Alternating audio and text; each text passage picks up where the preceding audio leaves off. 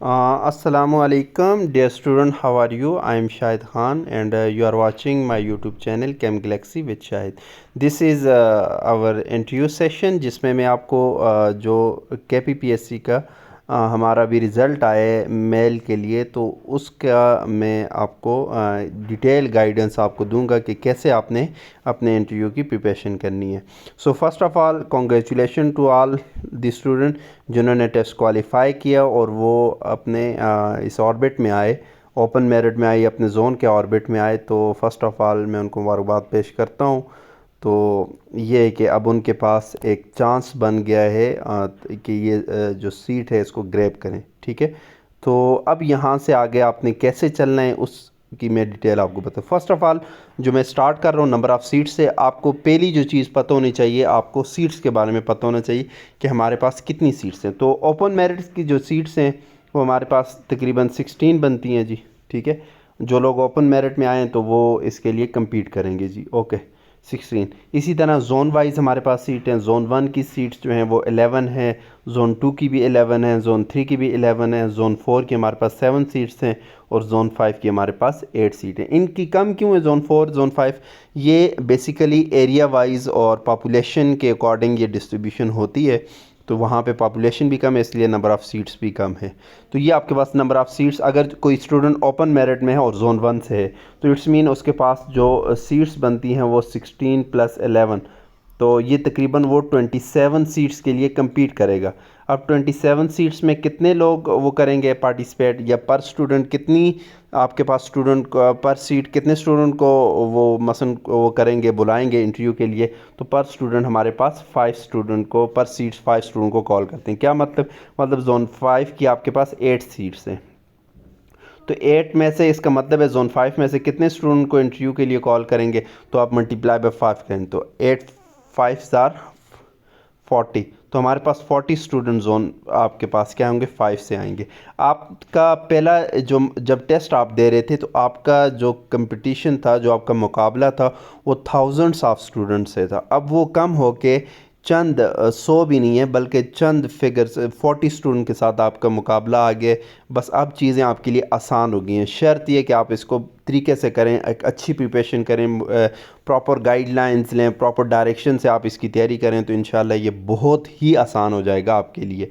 तो यहाँ पे अब जो डिफरेंस आएगा वो इस चीज़ का आएगा कि आपने कितना मसलन टेस्ट तो दे दिया, उसके बाद इंटरव्यू में आपने कितना अच्छा परफॉर्म किया, वो आप चीज़ें काउंट होंगी जी। चलें, ये तो नंबर ऑफ़ सीट्स पे बात होगी। अब हम बात करते हैं tentative target marks in each zone और कोटा। तो मेरिट का जो टेंटेटिव टारगेट मार्क्स हैं वो कितने हैं? 34 हैं। ज़ाहिर है आपको पता है 34 जिनके या इससे ज़्यादा नंबर है वो मेरिट, ओपन मेरिट में भी खेलेंगे और इसी तरह जोन में भी जी, उनके पास डबल चांस है। ठीक है, जोन 1 का जो टेंटेटिव टारगेट है वो 30 है, जोन 2 का 31 है, जोन 3 का भी 31, जोन 4 का भी 31। ये देखें ये सारा सेम आ रहा है। इसी तरह जोन 5 का 29। तो यहाँ पे आपको डिफरेंस, इसी तरह डिसेबल कोटा जो है, डिसेबल जो पर्सन होते हैं जिनके पास सर्टिफिकेट होता है उनका 28 है, माइनॉरिटीज़ का 17 है, कोई गैर मुस्लिम है तो उसका 17 उसका टारगेट है, इससे ज़्यादा वाले मेरिट में। अच्छा जी, अब यहाँ पे आप देखें जो मेन चीज़ है, उन्होंने डिफरेंस मार्क्स में नहीं रखा। मसलन क्लोज है ना मार्क्स, टेंटेटिव मार्क्स, तो ये तो बड़े क्लोज आ गए। अब क्या होगा? अब जो डिसाइडिंग फैक्टर है कि कौन सा स्टूडेंट सक्सेसफुल होगा, कौन सा नहीं होगा, वो कहाँ पे है, वो किसके पास है, वो इंटरव्यू डिसाइड करेगा। That's it. जो इंटरव्यू के आपके 25 मार्क्स हैं ये डिसाइड करेंगे कि आया आपकी सिलेक्शन होती है या नहीं। वाई? क्योंकि आपके पास वहाँ तो डिफरेंस बन ही नहीं रहा टेंटेटिव में। ठीक है, आपके स्कोर जो हैं वो बड़े क्लोज हैं। ठीक है, जोन ओपन मेरिट 34 पे है तो 30 पे आपका जोन आ रहा है। ठीक है, तो ये अगर जितना दूर होता है तो तब मसलन आप अगर ये आपके पास क्या होते हैं, जोन के मार्क्स 23 24 होते हैं और आपके 36 35 आए होते, तो तब जाके हम कहते हैं कि yes test is the deciding factor. तो इसका मतलब ये है कि आपने जो टेस्ट दिया, जितने मार्क्स लिए, अब इसके बाद अगर आपके बहुत ज़्यादा मार्क्स हैं तो आपने बहुत हवा में नहीं हो जाना जी कि नहीं मेरे तो नंबर ही बहुत ज़्यादा आ गए हैं और मैं अच्छे से परफॉर्म कर सकूँगा, मेरी सिलेक्शन हो जाएगी। ठीक है, क्योंकि इंटरव्यू डिसाइडिंग फैक्टर, इंटरव्यू में कम आ गए तो आप फंस जाएंगे। इसी तरह अगर आपके कम स्कोर हैं तो आपने हिम्मत नहीं हारनी कि मेरा तो स्कोर ही कम आया है, टेस्ट के स्कोर ही कम है, क्यों? क्योंकि रीज़न ये है कि आपके स्कोर बड़े करीब करीब हैं, तो आपके पास जो डिसाइडिंग फैक्टर है वो इंटरव्यू।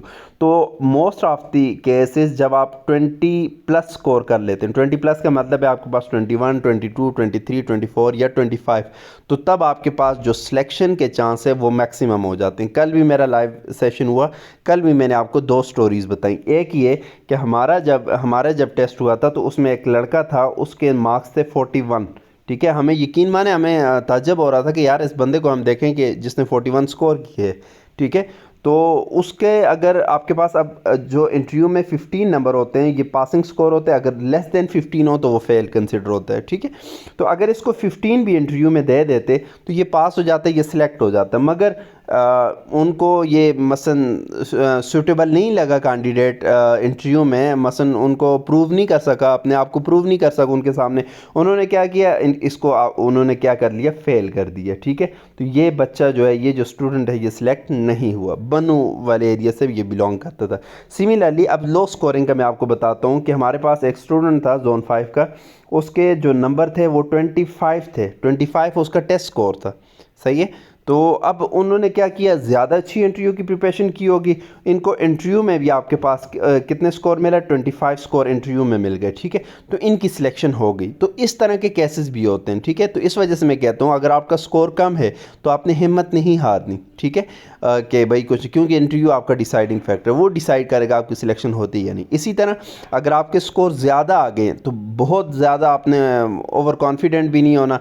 क्यों? क्योंकि आपका कुछ भी हो सकता है, अगर इंटरव्यू ही क्वालिफाई नहीं हुआ तो फिर क्या करेंगे। तो ये चीज़ आपने माइंड में रखनी है। ओके, अब सिलेबस जो हम करेंगे तो कौन कौन सी चीज़ें इसमें कवर करनी है जी। ओके, तो जनरल केमिस्ट्री में first of all basics of chemistry का हमारा चैप्टर, मैंने इसको डिफरेंट उसमें वो डिवाइड किया हुआ। आपके लिए बेहतर ये है कि यहाँ पे वीडियो को स्टॉप करें, अपने पास पेन पेंसिल वगैरह अगर नहीं है तो वो रख लें, और इस सिलेबस को अपने पास क्या कर लें, नोट कर लें। फिर जो जो एरिया आप कवर करते जाएं उसको टिक मार्क कर लें, ताकि आपके पास एक रिटर्न में आ जाए, पता चले आपने कितना कर लिया। इससे क्या होता है, बंदा कॉन्फिडेंट होता रहता है जैसे तैयारी होती है। ठीक है, जो चीज़ें रहती हैं आपके एक टारगेट सेट हो जाते हैं। ठीक है, तो पहला चैप्टर जनरल केमिस्ट्री में मैंने basic of chemistry, similarly nuclear chemistry, तीसरा हमारे पास पॉलीमर, जिससे रिलेटेड सारी चीज़ें, चौथा हमारे पास क्या है, बायोकेमिस्ट्री, पांचवा जो चैप्टर मैंने रखा है केमिस्ट्री इन एवरीडे लाइफ। ठीक है, इसी तरह आपके पास नेक्स्ट जो चैप्टर मैंने रखा है वो एनवायरमेंटल केमिस्ट्री, और इसी तरह हमारे पास प्रैक्टिकल आप जो एक्सपेरिमेंट वगैरह करते हैं मैट्रिक लेवल पे, एफएससी लेवल पे तो आपको मस्ट आने चाहिए, क्योंकि ये पोस्ट एफएससी के लिए। ठीक है, और इसके बाद हायर क्लासेस के भी केमिस्ट्री से रिलेटेड आपको आने चाहिए। तो ये जनरल केमिस्ट्री का पोर्शन। इसी तरह फिजिकल केमिस्ट्री के जो चैप्टर मैंने इंक्लूड किए हैं वो हैं सॉलिड स्टेट, इसी तरह गैसियस स्टेट, उसके बाद आपके पास लिक्विड स्टेट। ठीक है, उसके बाद जो चैप्टर आपके पास आता है वो एटॉमिक स्ट्रक्चर का, नेक्स्ट जो चैप्टर है वो सॉल्यूशन वाला चैप्टर है, उसके बाद जो चैप्टर है वो एनर्जेटिक्स, उसके बाद आपके पास क्या है, केमिकल इक्विलिब्रियम, इसी तरह आपके पास आयनिक इक्विलिब्रियम, उसके बाद रिडॉक्स रिएक्शन या जिसको हम इलेक्ट्रोकेमिस्ट्री कहते हैं, उसके बाद काइनेटिक्स, और उसके बाद सरफेस केमिस्ट्री। ये सारी आपके पास क्या आ जाती हैं, फिजिकल के चैप्टर्स आ जाते हैं। इसी तरह अगर हम ऑर्गेनिक केमिस्ट्री की बात करें, ऑर्गेनिक केमिस्ट्री में जो chapter interview point of view से इंपॉर्टेंट है, पहला आपके पास प्यूरिफिकेशन ऑफ ऑर्गेनिक कंपाउंड्स, कि सॉलिड है, लिक्विड है या गैस, उसको कैसे प्यूरिफाई करें। ठीक है, इस तरह कैरेक्टराइजेशन ऑफ ऑर्गेनिक कंपाउंड, जो डिफरेंट टेस्ट होते हैं, अल्कोहल के लिए कौन से टेस्ट हैं, एमाइंस के लिए, अल्डिहाइड के लिए, कीटोन्स के लिए, वट। इसी तरह जीओसी, जनरल ऑर्गेनिक केमिस्ट्री, ये आपने करनी है। इसके बाद हाइड्रोकार्बन्स, इसको आपने करना है, हाइड्रोकार्बन, इसमें अल्केन, अल्कीन, अल्काइन, एरोमेटिक सारे आ जाते हैं। इसके बाद अल्काइल हैलाइड्स, इसी तरह इसके बाद एमाइंस, उसके बाद अल्कोहल, फिनोल एंड ईथर्स, इसी तरह carboxylic acid and it's derivatives, और उसके बाद aldehyde and ketone. Organic chemistry से आपने ये वाले पोर्शन आपने कवर करने। सिमिलरली इन ऑर्गेनिक केमिस्ट्री की तरफ चलें तो आपके पास periodic table and periodic properties, इसको बहुत अच्छे से करना है जी। उसके बाद आपके पास आ जाते हैं केमिकल बॉन्डिंग, नेक्स्ट आ जाते हैं केमिस्ट्री ऑफ रिप्रेजेंटेटिव एलिमेंट्स। ठीक है, रिप्रेजेंटेटिव पता है ना, SNP ब्लॉक एलिमेंट्स। इसी तरह केमिस्ट्री ऑफ नॉन मेटल्स, इसी तरह केमिस्ट्री ऑफ लाइटर एलिमेंट्स, और इसी तरह केमिस्ट्री ऑफ हेवियर एलिमेंट्स। ये मैं ऑर्गेनिक की बात कर रहा हूँ। इसी तरह बहुत इंपॉर्टेंट चैप्टर आपका मेटलर्जी, ओके, उसके बाद नेक्स्ट हमारे पास क्या आते हैं, ट्रांजिशन एलिमेंट्स, जिसमें लेंथेनाइड, एक्टिनाइड्स वगैरह आ जाते हैं।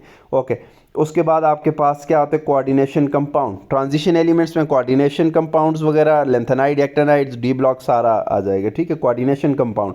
उसके बाद एसिड, बेस एंड साल्ट। ये हमारे पास चंद एक चैप्टर्स हैं जो कि इनऑर्गेनिक केमिस्ट्री से इंपॉर्टेंट है। इसके अलावा ये तो बात होगी ऑर्गेनिक, इनऑर्गेनिक, फिजिकल, ठीक है, और आपके पास क्या होगी, जनरल केमिस्ट्री। इसके अलावा जो चैप्टर्स हैं बहुत इंपॉर्टेंट, वो आपके पास आ गया स्पेक्ट्रोस्कोपी, ठीक है, NMR, UV visible, IR, mass spectrometry, ये सारी इसमें आएंगी, ठीक है, ये आपने करनी। इसी तरह क्रोमेटोग्राफी को बहुत अच्छे से करना है। स्पेक्ट्रोस्कोपी और क्रोमेटोग्राफी पे आपको कमांड होनी चाहिए इंटरव्यू के लिए। इसी तरह इनऑर्गेनिक केमिस्ट्री में जितने भी आपके पास टेस्ट होते हैं, borax bead test, dry test, wet test, what, ठीक है, ये सारे आपने करने हैं, ठीक है। इसी तरह ऑर्गेनिक केमिस्ट्री में जितने भी आपके पास टेस्ट होते हैं, फ्यून टेस्ट, लेजाइन टेस्ट, वट जितने भी हैं, ये सारे आपने करने हैं, ठीक है। उसके बाद instrument use in lab. Lab में जितने इंस्ट्रूमेंट यूज़ होते हैं उसके बाद में उसके बारे में आपको इन्फॉर्मेशन होनी चाहिए, कौन से इंस्ट्रूमेंट है, किस काम के लिए यूज़ होता है, ये वो वट, ठीक है। इसी तरह फेमस डिस्कवरीज, केमिस्ट्री में किस बंदे ने क्या किया डिस्कवर, इलेक्ट्रॉन किसने किया, प्रोटॉन, न्यूट्रॉन, जो मशहूर काम है ना, वो आपको उसके बारे में पता होना चाहिए। इसी तरह सॉफ्टवेयर यूज़, मतलब कैमड्रा किस लिए यूज़ होता है, वट इस तरह जितने भी सॉफ्टवेयर आपके पास यूज़ होते हैं केमिस्ट्री में, उनका आपको पता होना चाहिए। उसके बाद टर्मिनोलॉजी, हर सब्जेक्ट की टर्मिनोलॉजी, एटॉमिसिटी किसको बोलते हैं, एम्बिडेंटेट किसको बोलते हैं, बफर किसको बोलते हैं, वट ये जो डिफरेंट टर्मिनोलॉजीज़ होती है ना, इसके बारे में आपको पता होना चाहिए। इसी तरह डिफरेंसेस के हम कहते हैं अल्डिहाइड और कीटोन का क्या डिफरेंस है जी, ठीक है। मसलन जितने भी आपके पास डिफरेंसेस आते हैं, इस पर भी मेरी सेशन की 2-3 वीडियोस बनी हुई हैं, उसमें आपने देख लेना, काफ़ी सारे डिफरेंसेस मैंने डिस्कस किए हुए हैं, तो वो आपको पता है। इसी तरह जो फेमस यूनिट्स होती हैं, ठीक है, डायपोल मोमेंट की क्या यूनिट्स होती है, ये वो वट ये जितनी भी यूनिट्स होती हैं, इनके बारे में आपको पता होनी चाहिए। डिफरेंट किस्म के जो कैटालिस्ट होते हैं और किस रिएक्शन में कौन सा कैटालिस्ट यूज़ होता है, ये कौन सा कैटालिस्ट किस प्रोसेस के लिए यूज़ होता है, उसकी कंपोजिशन क्या है, इस बारे में आपको पता होना चाहिए। Different organic conversion, basic level पे जो ऑर्गेनिक की कन्वर्जन होती है, ठीक है, मसलन अल्काइन से बेंजीन कैसे बनाएंगे, बेंजीन से नाइट्रो बेंजीन कैसे बनाएंगे, एनिलीन कैसे बनाएंगे, ये डिफरेंट कन्वर्जन आपको पता होना चाहिए। इसी तरह नेम रिएक्शन, कौन से जो FSC और BSc में है नेम रिएक्शन, इसके बारे में पता होना चाहिए। नेम रिएक्शन के बारे में क्या पता होना चाहिए, उसके रिएक्टेंट्स कौन से हैं, उसकी कंडीशंस कौन सी हैं, उसके प्रोडक्ट्स कौन से हैं, ठीक है, ये बात आपको पता होना चाहिए। इसी तरह आपने अगर कोई रिसर्च की है अपने MSc में या MPhil में, उसके अबाउट आपको अच्छे से पता होना चाहिए। मसलन रिसर्च के लिए आप खुद क्वेश्चन बनाएं, खुद उसके आंसर ढूंढें, ठीक है।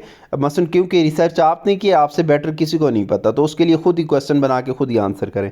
इसी तरह एजुकेशन असेसमेंट, क्योंकि ये स्कूल लेवल की पोस्ट है, तो एजुकेशन से रिलेटेड B.Ed, M.Ed इससे रिलेटेड चीज़ों का पता होना चाहिए। इसी तरह एवोल्यूशन या क्लास मैनेजमेंट, इन चीज़ों का आपको थोड़ा बहुत पता होना चाहिए। एज ए टीचर आपको इन चीज़ों की गाइडलाइंस हाउ नो होनी चाहिए। अब इसके लिए जो ये जितनी मैंने बताया, इसके लिए जो बुक्स आपने फॉलो करनी है, उसका मैं आपको बता दूं कि फ़र्स्ट ऑफ ऑल आपके पास FSC के लिए FSC में कौन सी KP की बुक्स आप यूज़ कर लें, फेडरल की यूज़ करें बहुत अच्छे से।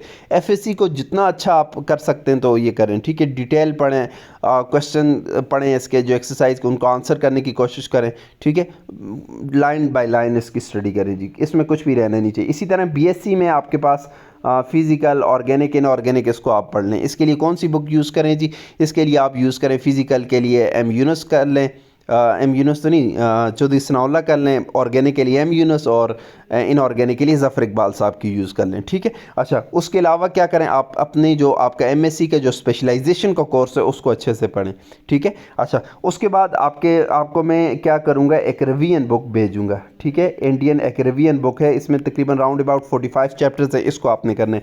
एक और बुक मैं आपको बताता हूँ, टेस्ट योर केमिस्ट्री, इसको आपने क्या करना है, बहुत अच्छे से करना है। टेस्ट योर केमिस्ट्री को मैं कहता होता हूँ इंटरव्यू के लिए आप 4-5 मरतबे इसको अच्छे से पढ़ लें, ठीक है। बेस्ट वे क्या होता है कि आप क्या करें, जो चीज़ें पढ़ें उसको मार्क करते जाएं, ठीक है, ताकि आप रिवीजन में आपका टाइम वेस्ट ना हो। तो इंटरव्यू से रिलेटेड मेरे काफ़ी सारे सेशंस अवेलेबल हैं। PPSC का जब मैंने तैयारी कराई थी उसके सेशन भी अवेलेबल हैं। इसी तरह लेक्चरर के लिए जो फीमेल लेक्चरर के इंटरव्यू हुआ तो उसकी तैयारी तैयारी कराई थी उसके सेशन भी मेरे चैनल पे पड़े हुए हैं। अभी मैं रिसेंटली एसएस केमिस्ट्री फ़ीमेल की प्रिपरेशन करवा रहा हूँ, इसी फ़ेब में उनके इंटरव्यू होने, तो उसके सेशन भी अवेलेबल हैं, उनको भी आप देख लें। तो ये मेल का जो सेशन है ये भी मैं स्टार्ट करने जा रहा हूँ, ठीक है। तो इंशाल्लाह विद इन अ वीक इसको मैं स्टार्ट करता हूँ, तब तक रजिस्ट्रेशन वगैरह मैंने ओपन कर दिए। जो स्टूडेंट सेशन ज्वाइन करना चाहते हैं तो वो मैं इधर व्हाट्सअप नंबर मेंशन करता हूँ, नीचे डिस्क्रिप्शन में जो व्हाट्सअप ग्रुप का लिंक है वो भी दूंगा। तो उसमें से भी और बाकी भी जो स्टूडेंट ज्वाइन करना चाहते हैं सेशन, तो वो मुझे पर्सनल में अपने मार्क्स डिटेल वगैरह भेज दे, अपनी क्वालिफ़िकेशन नेम जोन वाइज ये चीज़ें भेज दें, इंशाल्लाह मैं उनको ग्रुप में ऐड करता हूँ। तो फिर मैं कहता हूँ कि इंटरव्यू आपका डिसाइडिंग फैक्टर है, तो इसको बिल्कुल भी आपने लाइट नहीं लेना, जितनी अच्छी इसकी प्रिपरेशन हो सके तो इसकी आपने करनी है, ठीक है। Wish you all the best, good luck, thank you so much.